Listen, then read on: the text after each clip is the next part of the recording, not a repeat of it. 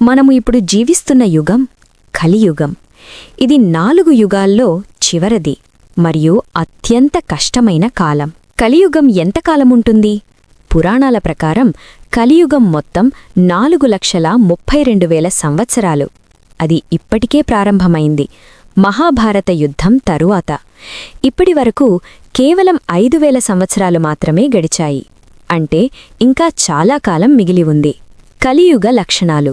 కలియుగంలో ఏమి జరుగుతుందంటే ధర్మం తగ్గిపోతుంది, అబద్ధం పెరుగుతుంది, మనుషులు స్వార్థంగా మారుతారు, ప్రకృతి అసమతుల్యం అవుతుంది. ఇవి మనం ఇప్పుడే చూస్తున్నామా? కలియుగం ఎలా ముగుస్తుంది? పురాణాల ప్రకారం కలియుగం చివరలో కల్కి అవతారం వస్తాడు. అతను తెల్ల గుర్రంపై వచ్చి అధర్మాన్ని నాశనం చేస్తాడు. అప్పుడు కలియుగం ముగిసి సత్యయుగం ప్రారంభమవుతుంది. కాని ఇది కేవలం భవిష్యత్తు గురించి మాత్రమే కాదు. కలియుగమంటే మనలోనే ఉన్న అంధకారం.